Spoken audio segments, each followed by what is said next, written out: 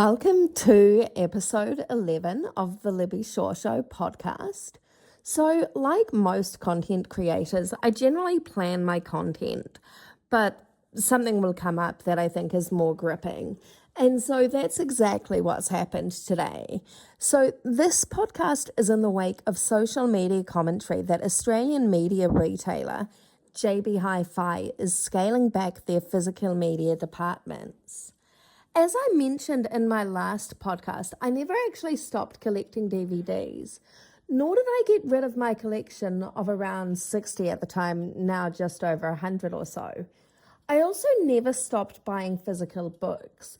I don't buy physical books often, but that just comes down to if there's something that I want to read.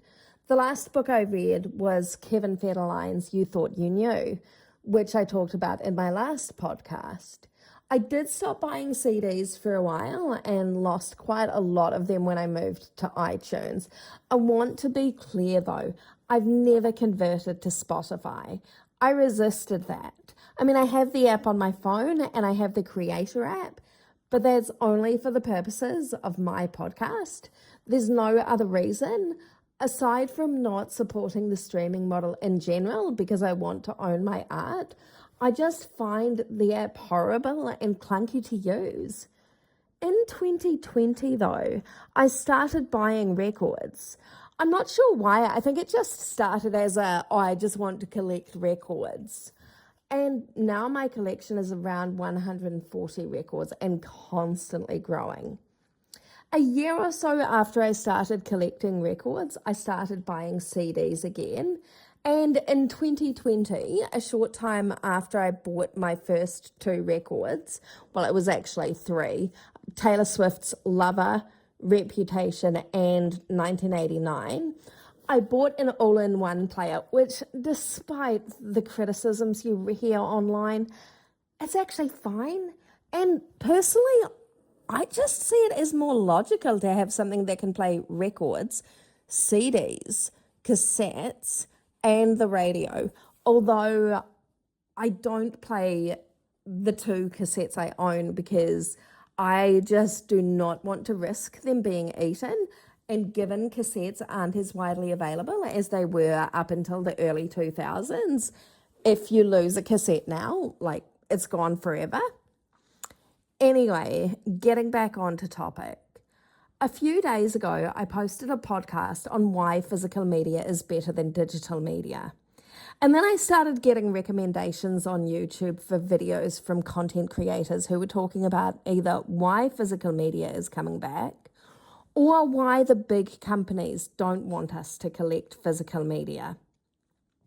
So, let's start with talking about the state of physical media retailers, starting with JB Hi-Fi and others that used to be around before the internet and streaming took hold and everybody moved everything to a digital format. So it was in the late 90s and early 2000s when I was living in New Zealand, and every Friday I would go to one of my local music stores.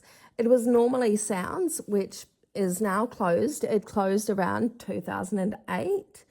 And so I went there because they had the biggest range of new singles and albums. They also had these really cool listening posts where you could listen to the top 10 albums of the week. And those albums were on a constant rotation depending on what was most popular.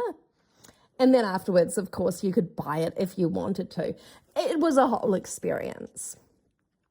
Another store I went to occasionally was called Echo Records. They were more of a record store, but they did sell CDs, cassettes, and merch, although their main niche was the second-hand market, which wasn't really my thing, as I've always been more into buying new music from current artists. So then around 2006 to 2008, JB Hi-Fi popped up in New Zealand. And due to the large scale of the store, local New Zealand stores like Sounds couldn't compete with them or the digital era. And slowly but surely, one by one, all the music stores began to disappear. One of the survivors is in New Zealand is Real Groovy, although they have downsized significantly from their original store at the top of Queen Street, which was near Myers Park. Around the time they downsized, their main format was CDs, DVDs, and merch. But of course, as vinyl has become cool again, they started bringing in more records, and that is now their main source of business. A few days ago, the Australian Recording Industry Association reported that there had been an 8.8% increase in physical media sales, which includes records, CDs, music videos, and DVDs. And with more and more albums being pressed on vinyl and people getting sick of the ever-increasing streaming prices, that number is only going to rise. Vinyl has also risen from being a $15 million industry in 2016 to being worth $45 million in 2025, which is a significant jump.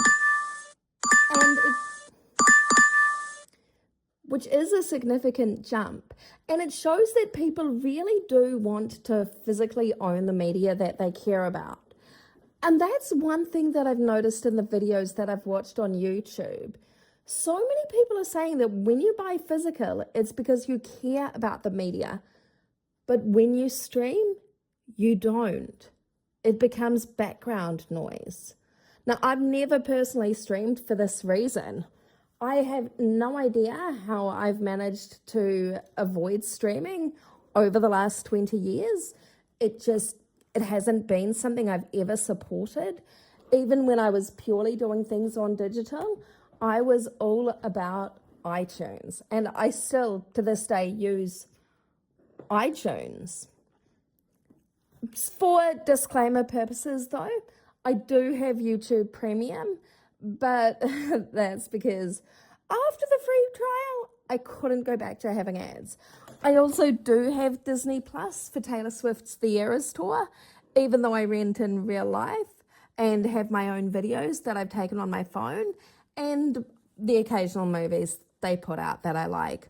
I also have HBO Max for their comedies like The Comeback, recently released, and starring Lisa Kudrow from Friends fame, The Fresh Prince of Bel-Air, Friends of course, and others. Other streaming services just have no appeal to me, and given you're left with nothing at the end of it after you've paid your monthly fee, it just seems like you're throwing money down the drain for something that you don't even own.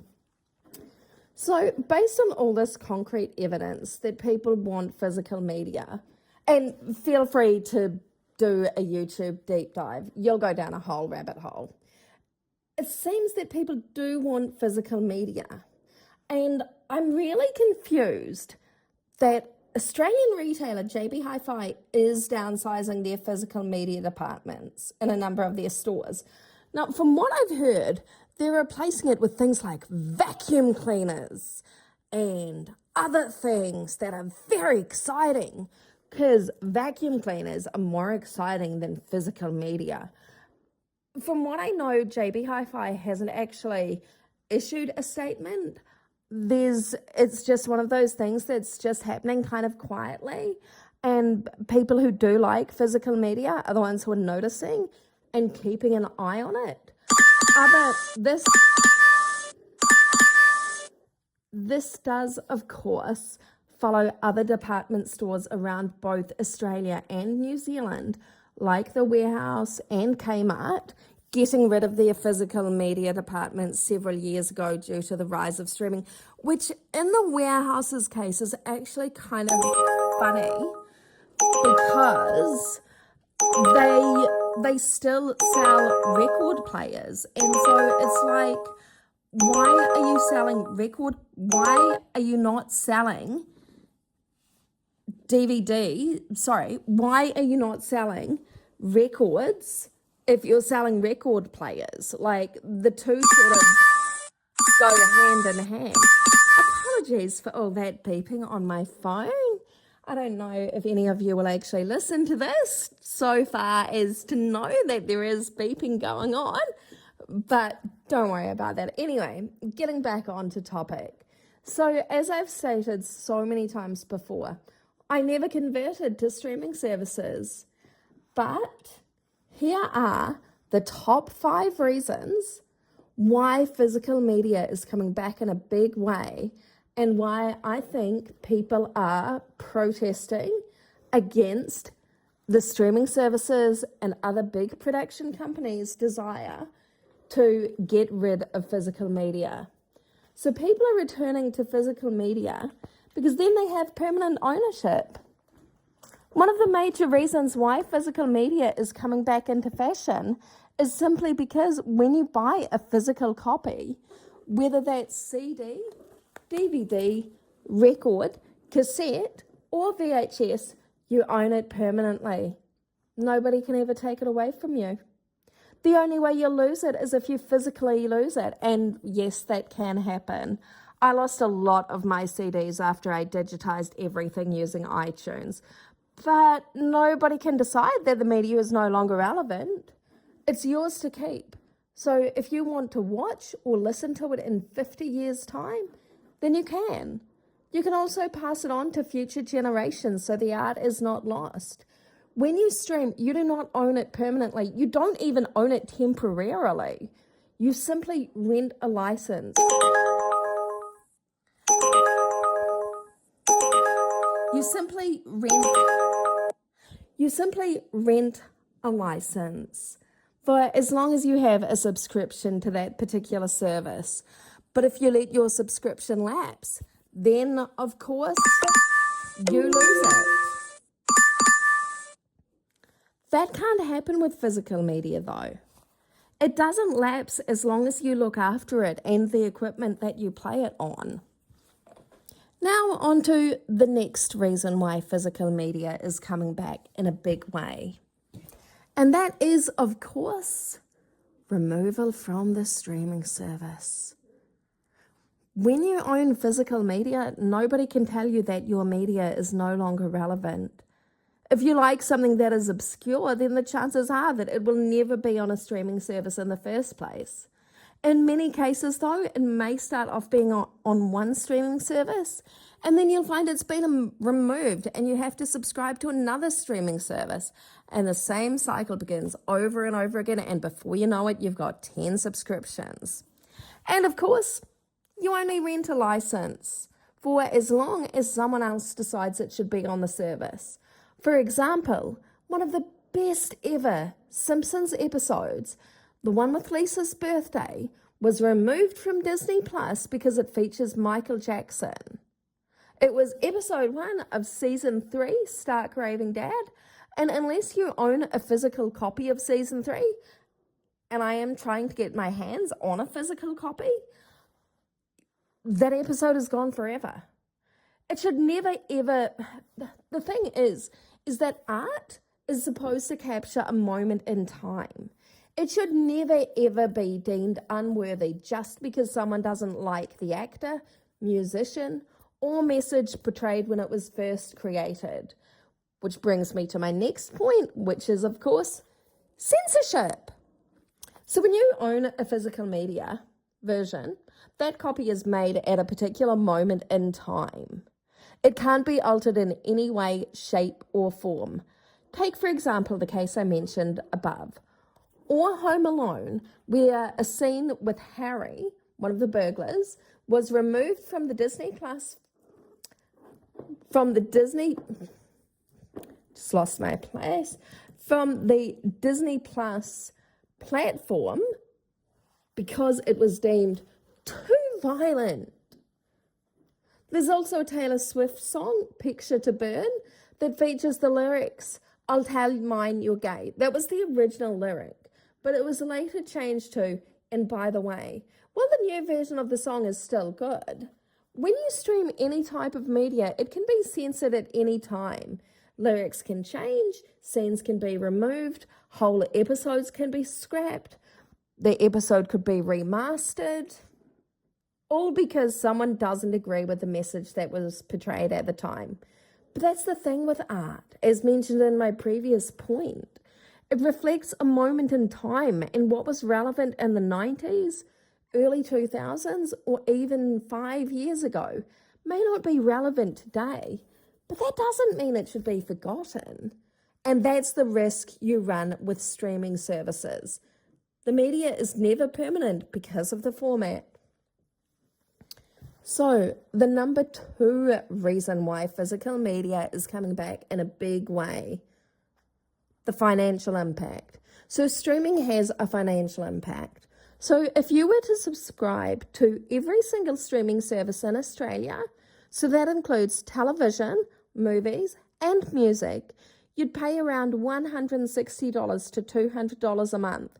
And at the end of it, guess what you're left with? Nothing. You're left with nothing. Instead of only paying for something once and being able to watch it as many times as you want, you have to pay an ongoing subscription monthly to retain access. There's also the risk that the cost to stream can increase. And as we all know, many streaming services are increasing their prices, which is driving more and more people to return to physical media. The costs are just getting out of hand, and quite frankly, they're no longer worth it like they were when, apps like Netflix first started. Another great thing about physical media that people don't really talk about, and this is just pure speculation, is that once something becomes rare and desirable, it increases in value. So that means that you could actually be sitting on a gold mine. Now, I'm sure I speak for most audiophiles when I say that even though our collection may increase in value, it's not for sale. I do have a few rare records, and they are definitely not for sale and never will be, but I wouldn't object to them increasing in value. It's the same for DVDs and CDs. While only certain titles increase in value, you can pick up some real bargains at garage sales, secondhand DVD stores, or on eBay to build your physical media collection, and you only pay for it once, but you have it forever as long as you look after it. Now, the other reason why people are returning to physical media, and this is not really a big reason, but it's something to think about. It's that your collection is individually curated. Nobody else has told you what you should collect or listen to, which the streaming services try to do. Instead, you can buy what you want and the collection remains extremely personal. No two people have the same collection or the same setup. There may be crossovers in a lot of people's collections, but that's where it ends. And I may be crazy, but I think there's a certain element of pride in knowing it's your individual and personal collection. The noise of the streaming services telling you what to watch and listen to is silence, and you're in control. Now, another reason to return, and this is a bonus reason that people are returning to physical media. You own something physical. In a world where people are forced to rent their homes due to unreasonable property prices and in a pooling job market, returning to physical media means that you own something physical. You can experience the media differently. This kind of relates to the last point. Anything you own is intentional. Time, effort, and a financial commitment has gone into collecting the various media that you own. That's not the case with streaming. You basically scroll and you may not even listen to whole songs, let alone whole albums. When you decide to play a CD or a record, you have to physically go to your shelf, and amongst your collection, you choose a particular disc and then set it down to play and listen to. It transfers listening to music from being something done passively as background noise to something that is more intentional and focused, and that helps you develop a bond with the music. By collecting physical media, you're also preventing stores like JB Hi-Fi and others axing their physical media departments and keeping the industry alive. So that's just a few of the reasons why people are shifting back to physical media. Thank you for tuning into episode 11 of the Libby Shaw Show podcast. Don't forget to like and subscribe, and I'll see you next time.